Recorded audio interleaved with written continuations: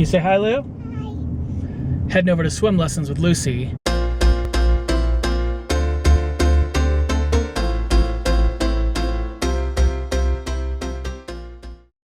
Laura and I took our kids to the zoo the other day with my friend Zach and his wife Sarah and their little baby, or little boy now, I guess. Remington is almost 2, and we had a great time at the zoo. Colorado Springs has an amazing zoo down here.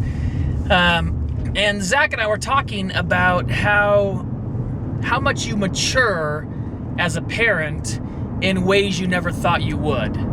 You know, like, you grow up obviously and you take on more responsibility, but then there's just the realization about children and their needs and how there's so many kids out there that aren't getting their needs met. It reminded me of a friend of mine who went home with his wife to her parents' house for the birthday of their 10-year-old daughter. They got there and their daughter had made up this dance and was doing it for her grandparents, and they were criticizing her on it, that she wasn't doing it right.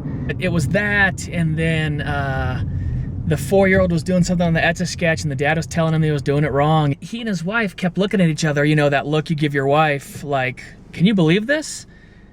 All throughout the day, because her parents just kept criticizing the kids all the time, and finally she pulled her mom aside and was like, hey, just let them be kids, you know, like, be amazed, say yay, and tell them they get a job. They're just kids. And they were driving home that night, the kids were asleep, and she looked at my buddy and she was like, I finally figured out why I am the way I am today. She just said, you know, she's got that voice in her head all the time that says, you're not good enough, you're not doing it right, that whole you're not good enough voice. And she's like, that's where it came from.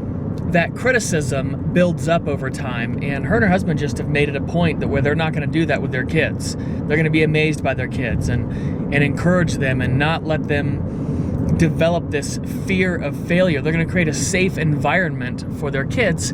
And I said, you know, we should do that for our spouses too. You go to work and your boss is beating up on you, or you aren't doing as good a job as you think you ought to do, or whatever it is, and you come home and then there's conflict at home and all of that. My friend Josh Straub wrote a great book called Safe House, and I'm going to include that in the show notes down below. It's a good book about creating a safe environment for your family. You know, your kids might be getting teased at school or having a hard time with a teacher, or you might be having a hard time with your boss, or whatever it is, but at home, we're going to create a safe environment. So that's my encouragement to all of you. Create a safe environment in your home for your family. See you next week.